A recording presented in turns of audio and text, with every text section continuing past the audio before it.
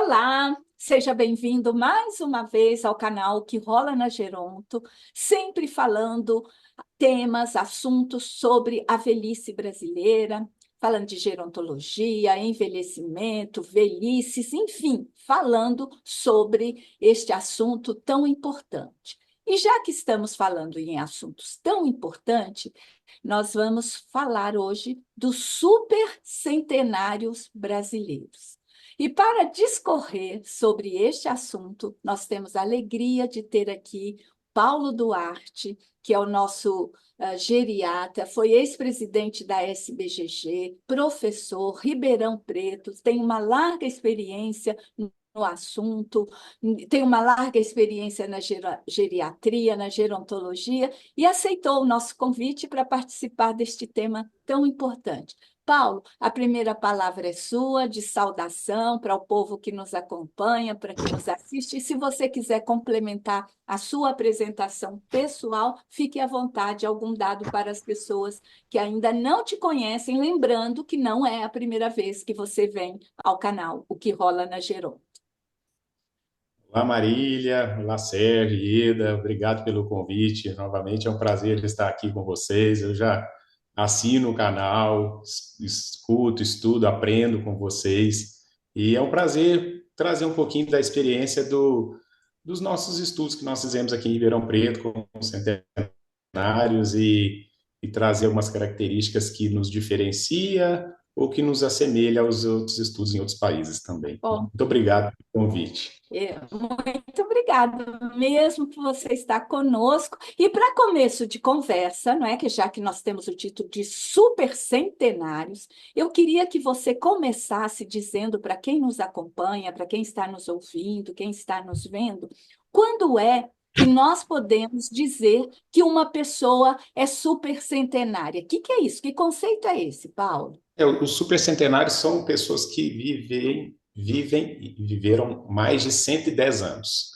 Então, no Brasil, a quantidade de supercentenários ainda é bastante limitada. O censo de 2021 do IBGE trouxe aproximadamente 30 pessoas com mais de 110 anos no nosso país.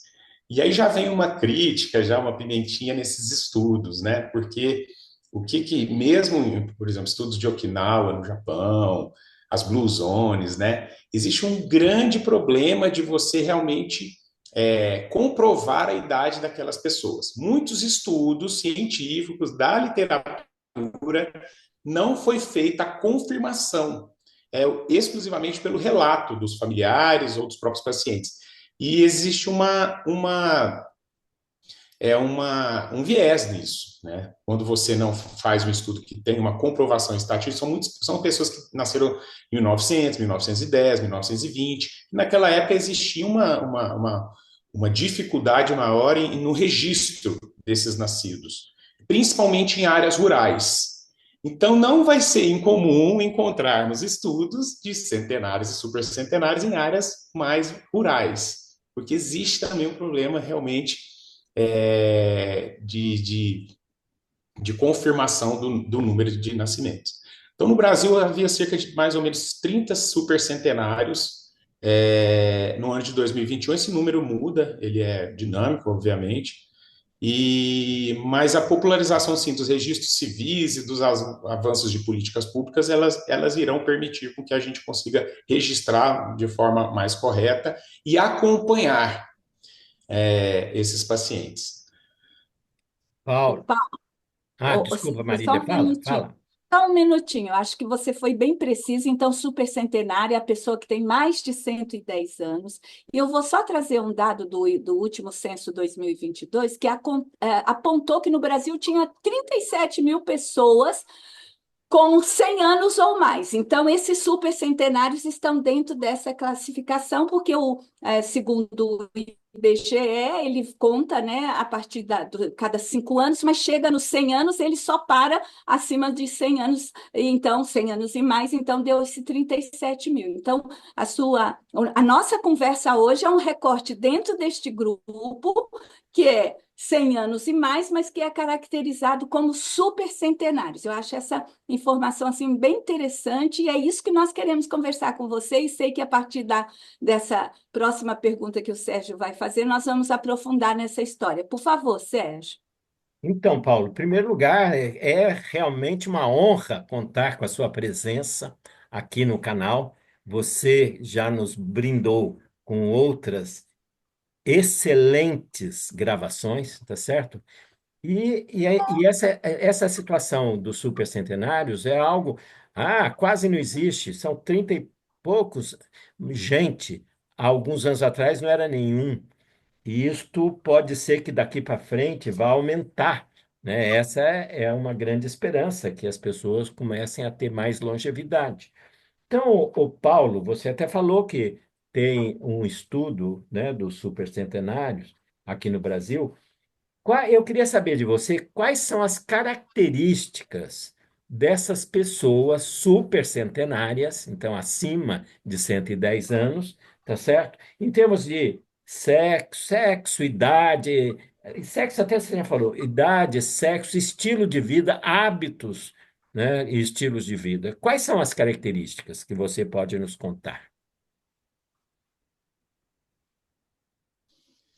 É, então, assim, a gente vê aqui, a Marília comentou bem, de 37 mil, né, centenários no nosso censo, 37, então nós estamos falando de uma população bem restrita, mas as diferenças, basicamente, elas permanecem as mesmas. A feminização, a prevalência é muito maior de mulheres, a questão de um número menor de homens, mas quando eles chegam melhores na média do que as mulheres. As mulheres chegam mais, mas os homens, quando chegam, chegam menos, mas tendem a chegar melhor do que a média das mulheres. E a questão do suporte, né, do suporte social. Isso é uma coisa interessante. Por exemplo, no estudo de Ribeirão Preto aqui, falando já de centenário de uma forma geral, 75% dos pacientes tinham plano de saúde.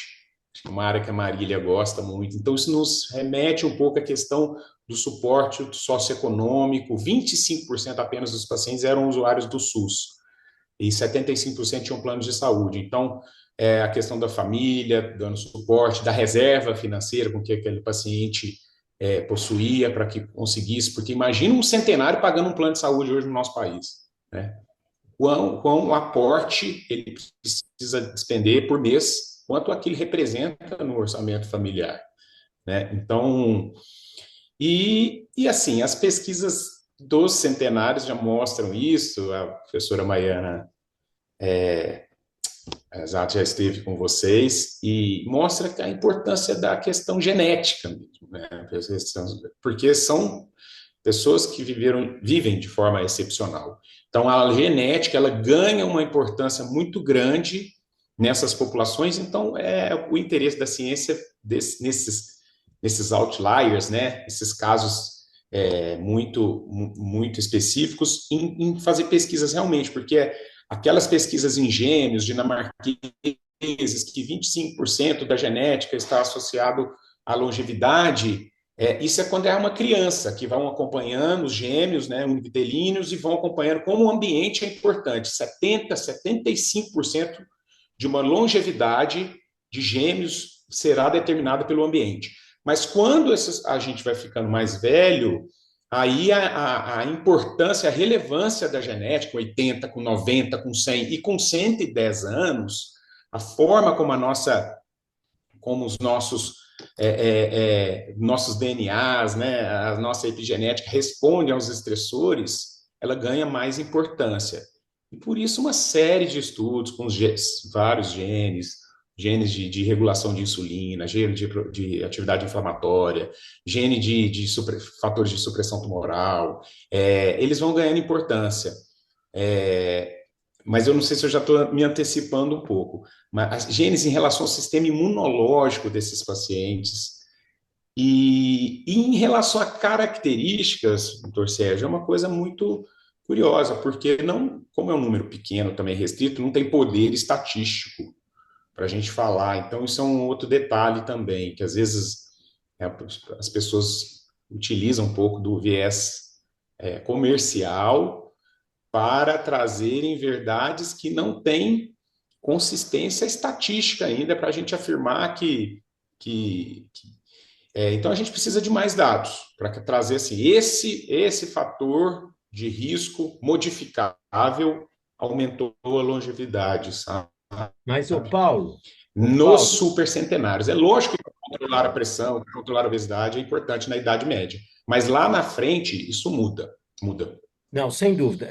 Aliás, na fala da Maiana, isso que você falou também fica claro. Quer dizer, à medida que os anos vão passando, a genética começa a ter uma importância maior. Tá. Mas vejam, vocês têm aí no estudo um estudo das faixas etárias ou da vida prévia dessas pessoas que chegaram a ser supercentenários, se elas, por exemplo, realmente tinham hábitos e estilos de vida melhores e que propiciaram que não morressem antes de chegar aos 100 anos, né? Morressem mais precocemente. Vocês têm algum dado? Porque será que isso não fez com que É, eles conseguissem chegar numa idade em que apenas a genética é mais importante? Apenas eu acho que é uma palavra muito forte. Numa idade em que a genética é mais importante. Vocês têm alguma coisa sobre isso? Eles foram assim, tem uma mais revisão saudáveis? sistemática, mas aí de centenários, grande, assim, sim. E assim, do ponto de vista comportamental, né? Porque uma revisão sistemática interessante, que saiu esse ano, 2024, ela mostrou que um fator interessante desses pacientes, eles tinham uma ingestão de sal ao longo da sua vida foi menor. Em relação a. Aí foi são dados de meta-análise de vários estudos científicos que faz toda aquela grade para ver quem tem critérios mínimos para poder entrar numa meta-análise, né? Porque é importante o pessoal entender também que estudo científico tem estudos científicos bons e estudos científicos não tão bons. E que às vezes quando a gente vai fazer uma meta-análise, assim, em resumo, se a gente fizer a meta-análise de muitos estudos ruins, a meta-análise é ruim também. Então, a gente tem. Não é porque é meta-análise que ela é muito boa, né? Então, mas uma meta-análise que garanta o mínimo de critério, então ela mostrou uma diversidade dietética, uma redução na ingestão de sal, uma satisfação com sono. Satisfação com sono era uma coisa interessante que traziam. Um estilo de vida rural, mas aí eu já me interrogo, por que rural, se não é essa questão mesmo da gente conseguir, a falta de documentação adequada dessas pessoas idosas, que nessas metas-análises não foram excluídos estudos que, por exemplo, no estudo centenário de Ribeirão Preto, a gente tinha como critério de exclusão a não comprovação. O paciente tinha que ter certidão de nascimento ou um registro, um RG para a gente comprovar a sua idade realmente, se ele tinha mais de 100 anos ou não. E outras variáveis, por exemplo, exercício físico é uma coisa que a gente sabe que aumenta a longevidade. Isso não foi encontrado. Então, os pacientes centenários, muitos não tinham um padrão mas assim, aí é diferente também, já. Uma coisa é o exercício físico programado, né? Outra coisa é o comportamento ativo. A gente, às vezes, por exemplo, eu posso fazer minha academia 3 vezes por semana, 1 hora, mas o Dr. Sérgio ele vai até a USP caminhando todos os dias, ida e de volta, então ele sobe escada, ele tem um comportamento ativo, né? Isso a gente percebe que isso é uma característica dos centenários, não é aquele exercício programado. E assim, a questão do balanço nutricional em relação a assim, carboidrato, mais ou menos, 60%, doutor Sérgio, que eu acho que o senhor quer chegar nisso. Proteína, 20%. Não é uma taxa de proteína, se a gente for ver, adequada. A gente sabe que o idoso, ele precisa, relativamente ao adulto jovem, o idoso precisa de 1,2, 1,4 gramas por quilo por dia de proteína. Uma pessoa de 60 quilos precisa de ingerir 72 gramas de proteína. Então, uma dieta que for restrita em proteína vai repercutir em massa muscular, a gente sabe uma série de fatores. Gordura, 30%, sabe? Então, a alimentação não foi uma coisa que nos aparentou assim, uma alimentação saudável, né? Necessária para o envelhecimento. Mas eu acho que ainda assim, a gente falando super centenário, com centenário já é difícil encontrar conclusões. Eu acho que com super centenários a dificuldade ainda é maior ainda. E eu acho que o caminho é estudar as duas populações. Um dado que é interessante é assim, quando a gente vai ver coortes de nascidos em 1900, nascidos em 1910, nascidos em 1920, a condição física e cognitiva tem crescido. As pessoas estão vivendo mais e essas coortes mostram que elas estão vivendo melhor também, do ponto de vista físico e cognitivo.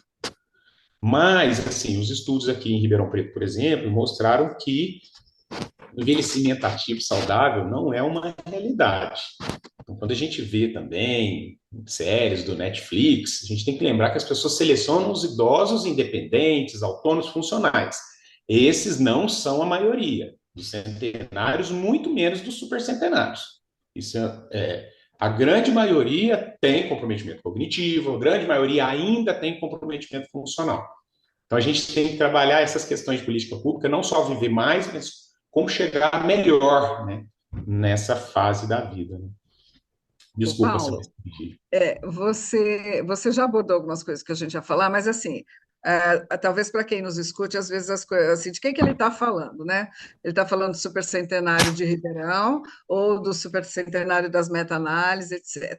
Então, outro dado do censo, só para a gente situar, outro dado do que o último censo trouxe foi que no Brasil, uma das regiões que mais centenários tem, embora esse número ainda seja pequeno, é na Bahia. A gente fica perguntando por quê, né? A Bahia tem todo um jeito baiano de ser. Será que isso faz diferença ou não? Mas concordo com você que a gente ainda não tem é, dado suficiente para afirmar isso como um determinante. Mas você falou do estudo de Ribeirão. Então, houve uma preocupação em Ribeirão de se fazer um estudo dessa população. Tendo ou não tendo uma grande população, não importa, eles existem, eles estão lá e eles foram estudados. Tá? Então, fala um pouquinho, conta para a gente um pouquinho desse estudo. O que é que você. Porque esses idosos supercentenários de Ribeirão Preto estão no interior de São Paulo, são idosos brasileiros. Então, vamos entender um pouquinho o que é que foi achado aqui, mesmo que o N não seja grande, isso não tem importância nesse momento. É até interessante, porque aqui o censo mostrava 59 centenários no censo, nós encontramos 44.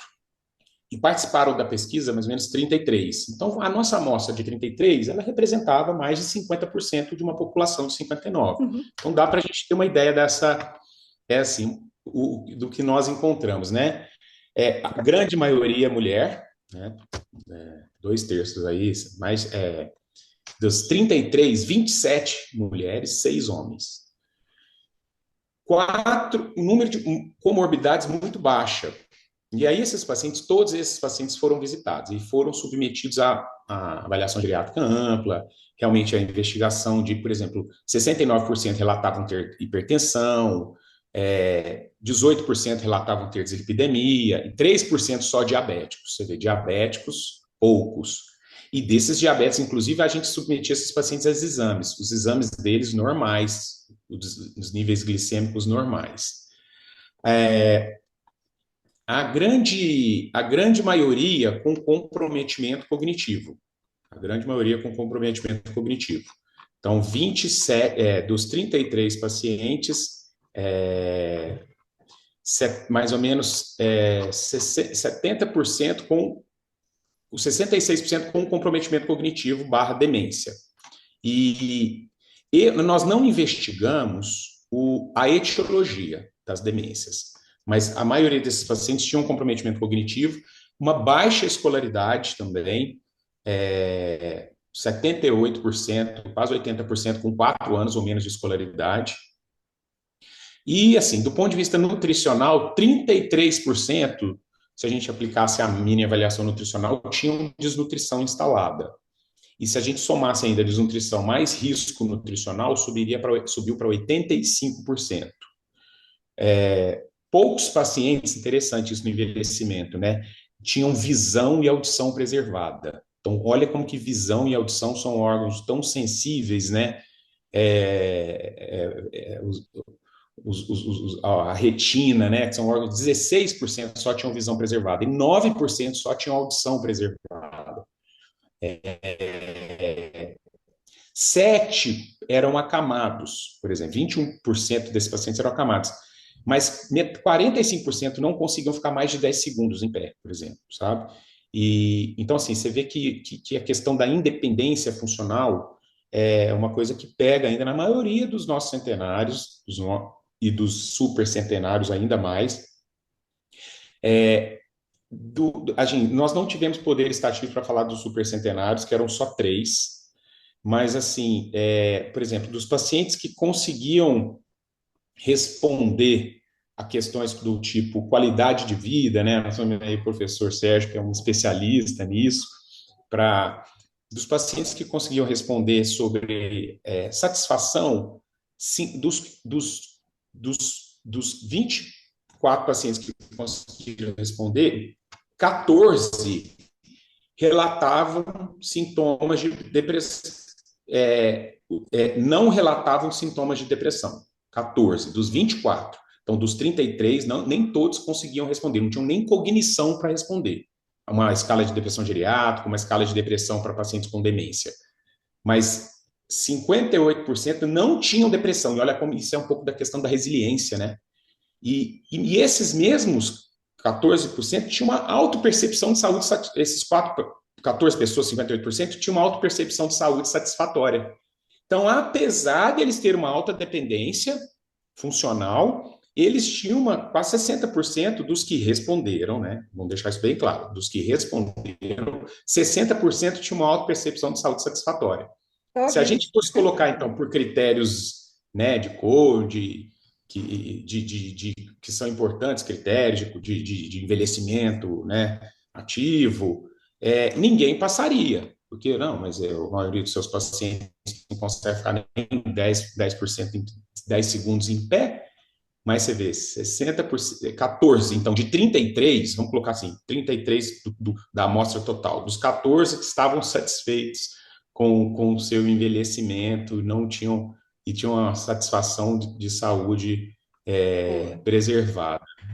Talvez conforme a gente vai envelhecendo, desculpa, Sérgio, talvez conforme a gente vai envelhecendo, os nossos referenciais de qualidade, né, e de satisfação com a vida talvez sejam diferentes.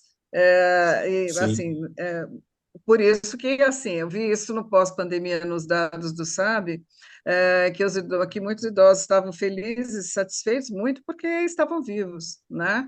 Então, é isso que eu queria comentar, O Ieda. referencial muda. Só uma coisa, Sérgio, que eu quero comentar. Tá, então fala, depois eu termino. Pode falar. Bom, então, Fala, Sérgio. Paulo, nessa questão de satisfação de vida, tem muito a ver com a expectativa. É isso que a Ieda tá falando aí. Na pós-pandemia, como eles estavam vivos, apesar de ficavam super satisfeitos. Então, mesmo dependentes, com alguns acamados, depende da a expectativa minha em relação à minha vida, não é sobrevida, mas que expectativa que eu tenho de viver bem. Para mim, viver bem, por exemplo, para quem está com fome, o prato de comida melhora a vida dele fica excelente quando ele recebe um prato de comida, se ele está com fome, né? Então, dependendo da expectativa que ele tem com relação aos desejos, etc., se eles forem preenchidos, preenchimento de expectativa, ele pode ficar satisfeito. Então, considerem isto na análise. Quer dizer, mesmo dependentes, uma situação ruim, acamados, etc., alguns não tinham depressão. Isso também é uma coisa que ajuda muito numa preenchimento de expectativa. Então, essa questão vocês devem considerar na análise. E eram exatamente os mesmos dos que conseguiram responder, as mesmas 14 pessoas que não tinham sintomas depressivos estavam com um nível de satisfação da sua vida plenos. Os outros que não que tinham sintomas depressivos é uma coisa ligada à outra, realmente, né? Então a gente fica atento em relação aos sintomas depressivos, no muito idoso, né? E a questão mesmo de valores e princípios, que como muda, né? Então os Isso. pacientes aqui no consultório chegam para a gente e fala assim, não, mas eu só quero chegar aos 90. Eu falei, então tá bom, quando você chegar aos 90, a gente conversa de novo. Eu tenho certeza que o paciente vai falar, me dá mais um aninho. E aí quando você tiver 100, você vai falar, me dá mais um também. Então as expectativas, os valores também, né? As expectativas mudam de acordo com a nossa idade. E A gente só tem para que levar isso em complementar, conta nas questões até propedêuticas que a gente vai adotar com os pacientes, porque às vezes a gente tem que trazer essa dimensão para eles, né? Que o limite, você coloca um paciente numa escala prognóstica, o paciente às vezes tem um prognóstico bom, baseado na funcionalidade, na cognição, nos marcadores nutricionais, e ele tem uma expectativa de vida acima de 10 anos. Será que esse paciente tem que fazer colonoscopia? Será que não tem que fazer uma mamografia? Né? E a gente vê muitos critérios cronológicos, né, como interferindo. Não, após os 70 anos não se faz mais mamografia. Como assim? Esse paciente tem uma... Né, a gente trazer isso não só para o sistema público, né, e privado de saúde, mas também para as famílias e para os próprios pacientes, né? é só para Ô, Paulo, complementar eu queria... a nossa discussão, um minuto só, e daí aí eu fecho.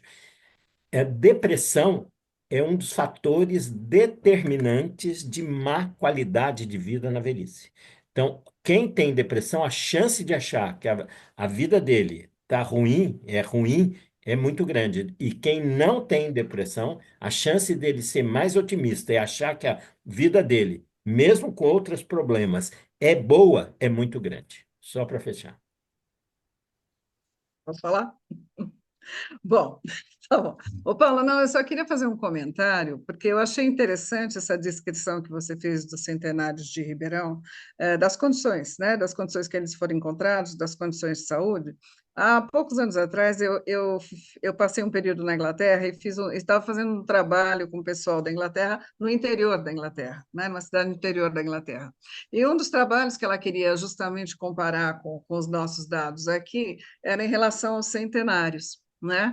Aí eu falei, olha, dentro a minha amostra é populacional, e dentro da minha amostra populacional, o meu N de centenários é muito baixo, então a gente não vai ter comparação estatística, etc. Ela falou, não, mas sabe o que que é? Como é que eles são, essa coisa? Porque ela falou, o meu problema, entre aspas, aqui, é que os meus centenários não têm problemas.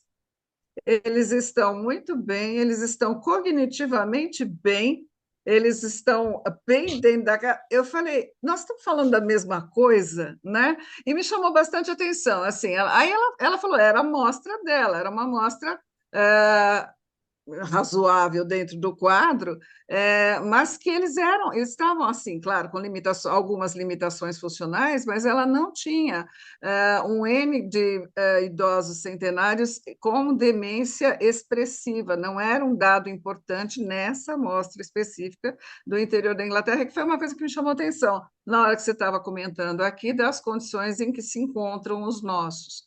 Vamos lembrar que é um país mais desenvolvido, com uma alta escolaridade, um outro nível de vida, etc. E aí isso nos faz pensar o quanto isso, de alguma forma, pode impactar também na qualidade de saúde que essas pessoas podem chegar nessas idades mais longevas. Queria que você comentasse um pouquinho sobre isso. Assim, não sei se eu... então, dos 36, você vê, dos 33 pacientes, 36% tinham demência.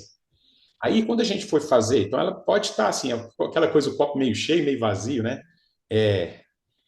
Muitos desses pacientes tinham B12 baixa, se quiser eu trago até um número para vocês. TSH, 2 pacientes tinham TSH alterados, tinham 2 pacientes que tinham B12, então eram até condições tratáveis mesmo de potencialmente reversíveis de um quadro demencial, potencialmente, né? Porque às vezes a gente nem gera tanta expectativa na família, fala, vamos tentar repor e ver se o quadro cognitivo melhora. Mas, assim, a questão física me chamou muita atenção, a questão física, a dependência desses pacientes. A gente fez SPPB, a gente fez escalas. Desses 36 que não tinham demência, eles eram independentes para atividades básicas. Isso eles eram. Então, 36%, gente, chegam bem. 60, né, 4 não. Aí esse é o nosso número no Brasil. Então, de cada 3 idosos centenários, um está bem, 2 não estão. Se ela quiser, ela pode pegar. Depois eu coloco no link a tese da USP para ela, se ela Legal. quiser Ótimo. comparar com os exames, e aí ela tem uma. Para que a gente. E a gente replicar esses estudos também, né, em outras Isso. ondas, para a gente ver se a nossa população de centenário também está vindo melhor. Está vindo melhor. Esses 36 de demência vai cair. Será que está caindo para 33, 30? E aí esses estudos agora de prevenção de demências, né, como ganham importância da gente começar a adotar política pública para prevenção dos fatores de risco modificáveis, né? Isso é o que vai trazer maior impacto quando isso custo, né, efetivo para a nossa população. Mas 36% de 64% de pessoas dependentes, isso é um peso, né, uma carga para as famílias, né? Perfeito. É algo com o qual a gente tem que prestar atenção em termos de políticas públicas, né? A questão da É. Política Nacional de Cuidados, que foi agora aprovada, eu acho que tem que olhar também com cuidado para isso, para um futuro que já é amanhã. Marília. Ô Paulo, a gente agora traz um dado de uma pesquisa, né, que é feita numa cidade, num local dos Estados Unidos, que vem mostrando que cerca de 60% dos super centenários, né, têm sobrepeso, muitos fumaram a vida inteira e nunca fizeram exercício.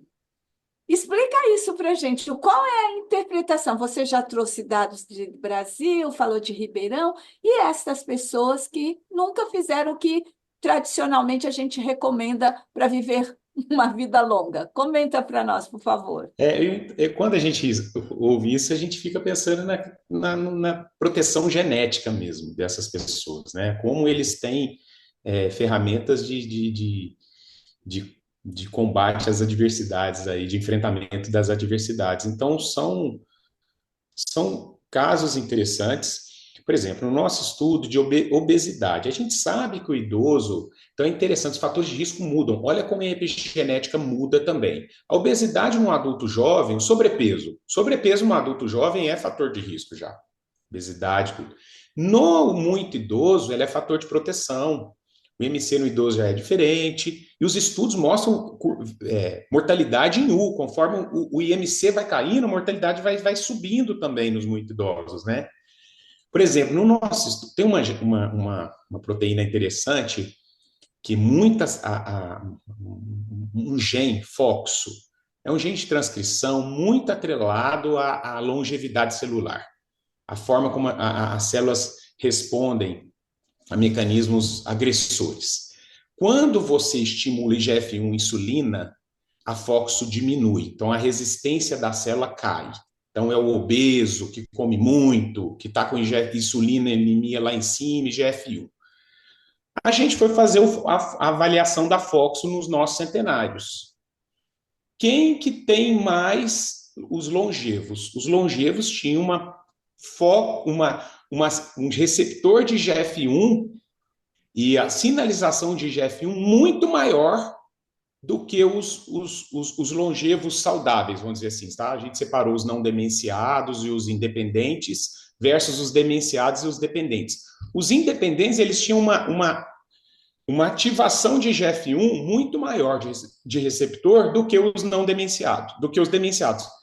Então, assim, aí o IGF-1, que e o fator é um receptor de insulina, junto com a insulina, que é fator de risco no adulto jovem, passa a ser protetor no idoso, sabe? No idoso que chega bem. Aí, então, a gente começa a pensar nessas teorias, né? Então, assim, ele passou pelo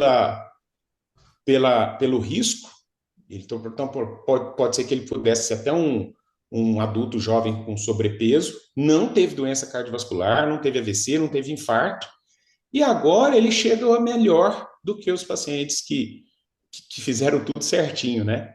e que essa proteína que antes era protetora, agora ela é irrelevante, sabe? Então, assim, a gente fica pensando nessas comparações e acho que o pessoal da genética vai contribuir muito, porque muda a forma como os nossos genes respondem aos estímulos ao longo da nossa vida, eu acho, tá? Perfeito. Ô, Paulo, assim, o nosso tempo já está praticamente esgotado e essa é uma hora triste para nós, porque tem mais coisa para conversar e aí o tempo não dá, mas isso também abre-nos a porta para um retorno seu para continuar no assunto, né? E resta agradecer a você a sua belíssima contribuição. Eu fico pensando, Paulo, se daqui a gente está esperando o dobro da população idosa lá nos anos 2050, 2060. Se, invariavelmente, nós vamos também ter essa mesma proporção em relação aos supercentenários, não é? Considerando, e acho que isso dá até uma boa conversa, acho que a IEDA também no Pesquisa Sabe, tem algumas coisas dessa geração que é a mais nova, né, como está a condição de saúde, eu acho que a gente podia até pensar em conversar sobre isso no futuro, mas pensando que vamos aumentar o número de supercentenário, até considerando que nós já estamos numa data, num tempo, melhor dizendo, em que tem registro certo de tudo. Não é? As pessoas hoje nascem, já saem do hospital com o CPF, inclusive, não é? Então a gente aprimorou muito, que foi o seu comentário inicial. Acho que a Ieda pediu para se manifestar. Não, é Não, que eu eu dei vi. risada que é verdade, Marília. Eu estou no hospital agora, assim, a mãe nem mal nasceu, já está com a Já tem certidão de nascimento CPF. na mão, é Com mais o ou menos isso. CPF da Já maternidade, né? nasce com tudo. Então, pensando no futuro, eu acho que isso vai ter uma dimensão, sem dúvida, maior, ou seja, o assunto que nós estamos abordando hoje tem muito o que se falar ainda, especialmente quando se refere ao Brasil.